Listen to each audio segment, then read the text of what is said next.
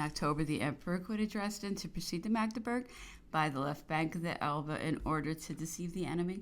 His intention was to recross the Elbe at Wittenberg and to march on Berlin. Several corps of the army had arrived at Wittenberg, and the enemy's bridges at Dessau had been destroyed when a letter from the King of Württemberg informed the emperor that the King of Bavaria had suddenly gone over to the enemy, and that without any declaration of war or any previous intimation, the Austrian and Bavarian forces cantoned on the bank of the Inn had formed themselves into one camp, that these forces amounting to 80,000 under the orders of General Wrede were marching on the Rhine, that he, the King of Württemberg, seeing the impossibility of his opposing this united force, had been obliged to add his contingent to it. The letter farther added that 100,000 men would soon surround Mainz.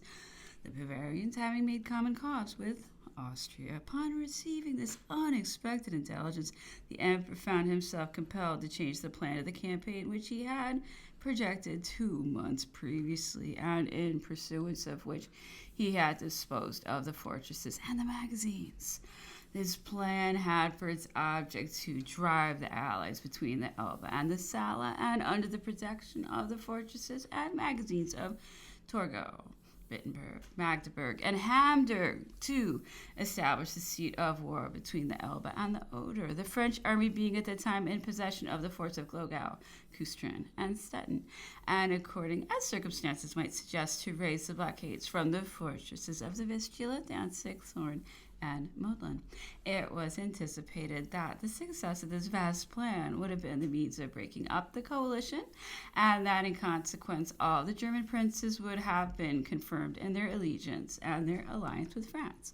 It was hoped that Bavaria would have delayed for a fortnight to change sides, and then it was certain that she would not have changed at all. The armies met on the plains of Leipzig on the 16th of October. The French were victorious. The Austrians were beaten and driven from all their positions, and Count Mirfeld, who commanded one of the Austrian corps, was made prisoner on the 18th. Notwithstanding the check sustained by the Duke of Ragusa on the 16th, victory was still on the side of the French when the whole of the Saxon army, with a battery of 60 guns occupying one of the most important positions of the line, passed over to the enemy and turned its artillery on the French ranks. Such unlooked-for treachery was likely to cause the destruction of the French army and to transfer all the glory of the day to the Allies. The emperor galloped forward with half his guard, repulsed the Swedes and Saxons, and drove them from the positions. This day, the 18th, was now ended. The enemy made a retrograde movement along the whole of his line and bivouacked in the rear of the field of battle, which remained in the possession of the French.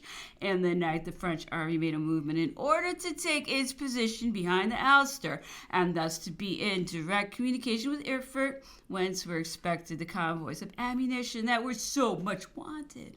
In the engagements of the 16th and 18th, the French army had fired more than 150,000 discharges of cannon. The treason of several of the German corps of the Confederation, who were seduced by the example of the Saxons of the preceding day, the destruction of the bridge of Leipzig, which was blown up by mistake, occasioned the French army, though victorious, to experience the losses which usually result from the most disastrous engagements. The French recrossed the Saale by the bridge of Weissenfeld. They intended to rally their forces and await the arrival of the ammunition from Erfurt, which had abundant supplies. Intelligence was now received of the Austro-Bavarian army, which by forced marches had reached the Main. It was necessary, therefore, to repair thither in order to come up with the Bavarians, and on the 30th of October the French fell in with them, ranged in order of battle before Hanau, and intercepting the Frankfurt high road. The Bavarian force, though numerous and occupying fine positions, was completely routed and driven beyond Hanau, which was in the possession of Count Bertrand. General Wrede was wounded. The French forces continued their movement with the view of falling back behind the Rhine, and they recrossed the river on the 2nd of November. A parley ensued. Baron de Saint-Aignan repaired to Frankfurt, where they had conferences with Count Metternich and Nesselrode and Lord Aberdeen, and he arrived at Paris with proposals for peace on the following basis: that the Emperor Napoleon should renounce the protectorate of the Confederation of the Rhine-Poland and the departments of the Elbe, but that France should retain her boundaries of the Alps and the Rhine, together with the possession of Holland, and that a frontier line in Italy should be determined upon for separating France from the states of the House of Austria. The Emperor agreed to these bases, but the Congress of Frankfurt, like that of Prague, was merely a stratagem designed in the hope that France would reject the terms which were proposed. It was wished to have a new subject for a manifesto to operate on the public mind, for at the moment when these conciliatory propositions were made, the Allied army was violating the neutrality of the cantons and entering Switzerland. However, the Allies at last developed their real intentions. They named Châtillon-sur-Seine in Burgundy as the seat of the Congress. The battles of Champs-Aubert, Montmirail, and Montereau destroyed the armies of Blücher and Wittgenstein. No negotiations took place at Châtillon, but the coalesced powers presented an ultimatum, the conditions of which were as follows.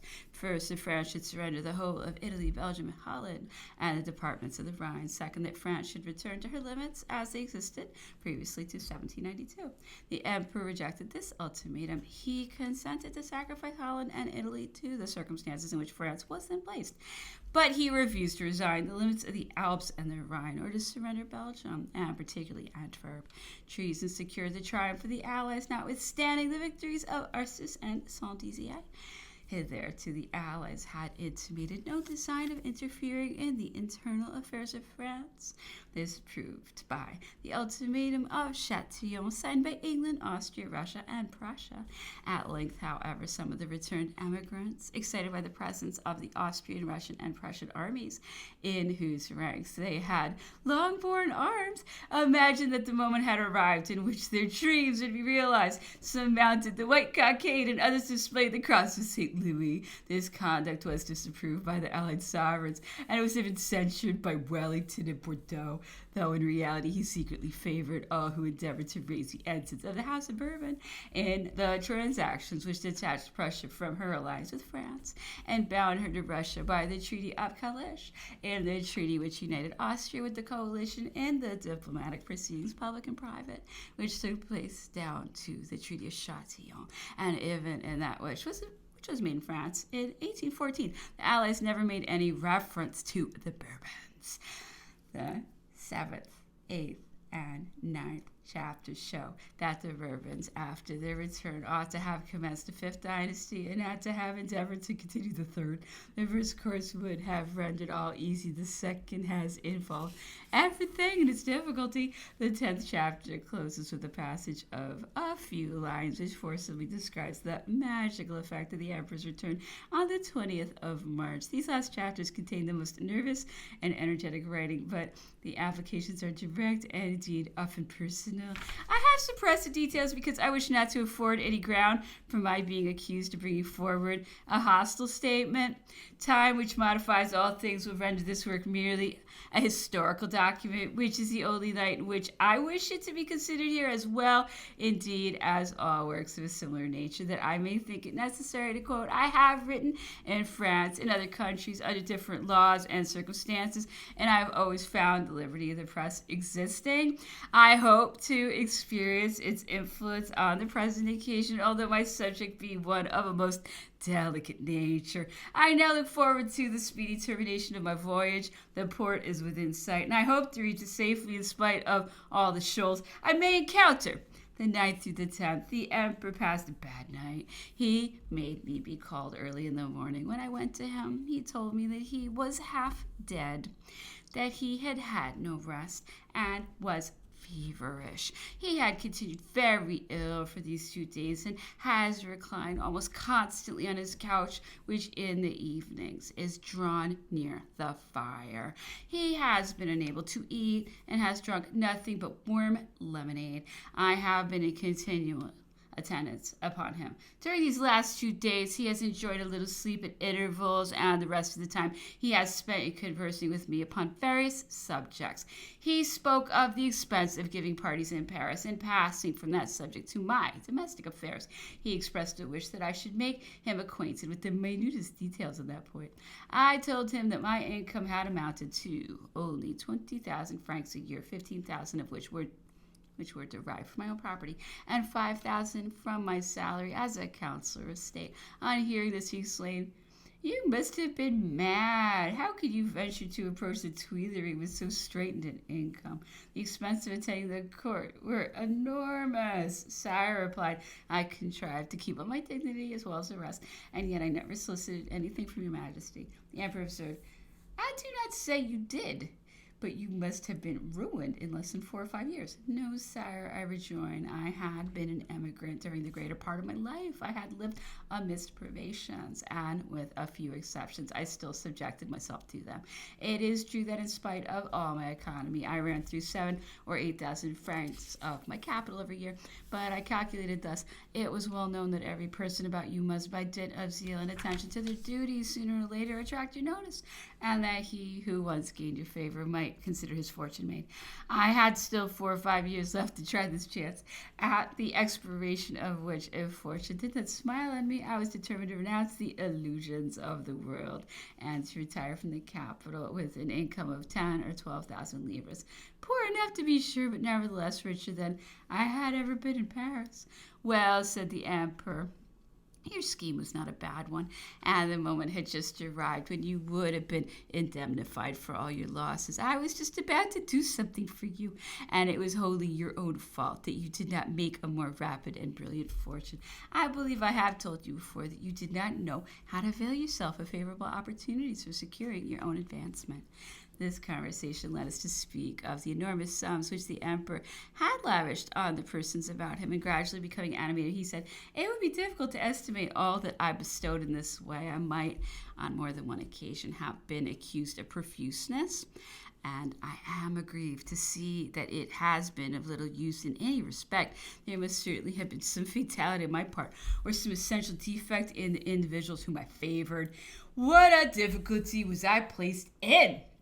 It cannot be believed that my extravagance was caused by personal vanity. To act the part of an Asiatic monarch was not a thing to my taste. I was not actuated either by vanity or caprice. Everything was with me a matter of calculation. Though certain individuals might be favorites with me, yet I did not lavish my bounty on them merely because I liked them. I wished to found through them great families who might form rallying points in great national crisis. The great officers of my household, as well as all my ministers, independently of their enormous salaries, often received from me handsome gratifications, sometimes complete services of plate. What was my object in this profuseness? I required that they should maintain elegant establishments, give grand dinners, and brilliant balls. And why did I wish this? In order to amalgamate parties, to form new unions, to smooth down old disparities, and to give a character to French society and manners. If I conceived good ideas, they miscarried in the execution. For instance, none of my chief courtiers ever kept up a suitable establishment. If they gave dinners, they invited only their party friends. And when I attended their expensive balls, whom did I find there? All the court of the Tuileries. Not a new face. Not one of those who were offended at the new system. Those sullen malcontents whom a little honey would have brought back to the hive. They could not enter into my views, or did not wish to do so. In vain I expressed displeasure, entreated, and commanded. Things still went on the same way. I could not be everywhere at once, and they knew that. And yet it was affirmed that I ruled with a rod of iron. How then must things go under gentle sovereigns? The 11th, the emperor continued unwell. I found him very low-spirited. He had ordered the situation of his bed to be changed. That bed, so long the constant companion of his victories, was now a couch of sickness. He complained that it was too small for him, that he could hardly turn himself in it, but his chamber would not have afforded room for a longer one. He ordered the camp bed to be carried into his cabinet and placed beside a couch, so that the two combined formed a bed of tolerable size. To what an extremity is he reduced! The emperor stretched himself on his sofa and entered into conversation, which revived him a little. Speaking of his accession to the consulship and of the dreadful disorders which he found existing in all the branches of the public service, he said that he had been compelled to adopt numerous measures of reform which caused a great outcry, but which had not a little contributed to strengthen the bonds of society. These measures extended to the army among the officers, and even among the generals, who he said had become such, heaven knows how. Here I took the liberty to relate an anecdote which had at one time afforded great amusement to the circle in which I moved. One of my friends, who was as dissatisfied with the then existing government as I was myself, traveling in one of the small Versailles diligences with a soldier of the guard, maliciously incited him to express his opinions. The man complained that everything went wrong because it was required that a soldier should know how to read and write before he could be advanced from the ranks. So you see, he exclaimed, the tick has returned again. This phrase pleased us and was often repeated among us. Well, observed the emperor, what would your soldier have said when I created the guards of the eagle? That measure would doubtless have reestablished me in his good opinion. I appointed 2 sub-officers to be the special guards of the eagle in every regiment, one of whom was placed on either side of the standard, unless their ardor in the midst of the conflict might cause them to lose sight of the only object which they ought to have in view, namely the preservation of the eagle. They were prohibited from using the saber or the sword. Their only arms were a few braces of pistols. Their only duty was coolly to blow out the brains of the enemy who might attempt to lay hands on the eagle. But before a man could obtain this post, he was required to prove that he could neither read nor write. And of course, you guess the reason why. No, sire. Why, simpleton? Every man who has received education is sure to rise in the army, but the soldier who has not these advantages never attains advancement, except by dint of courage and extraordinary circumstances. As I was in the humor for gossiping, I related another anecdote, which had also produced merriment in the saloons of Paris. It was said that a regiment having lost its eagle, Napoleon harangued the men on the subject and expressed great indignation at the dishonor they had brought upon themselves by suffering their eagle to be taken. But we tricked the enemy, exclaimed a Gascon soldier. They have only got the staff, for here is the coup in my pocket, and he produced the eagle. The emperor laughed and said, well, I could not venture to affirm that this circumstance or something very like it did not actually take place.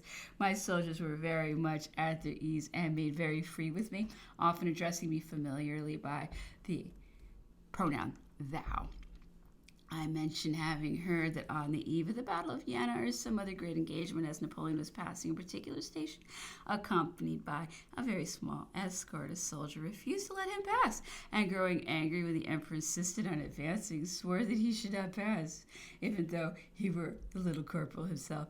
When the soldier ascertained that it was really the little corporal, he was not at all discontented. The emperor observed that was because he felt the conviction of having done his duty, and indeed the fact is that I passed for a terrible tyrant in the saloons, and even among the officers of the army, but not among the soldiers. They possessed the instinct of truth and sympathy. They knew me to be their protector, and in case of need, their avenger.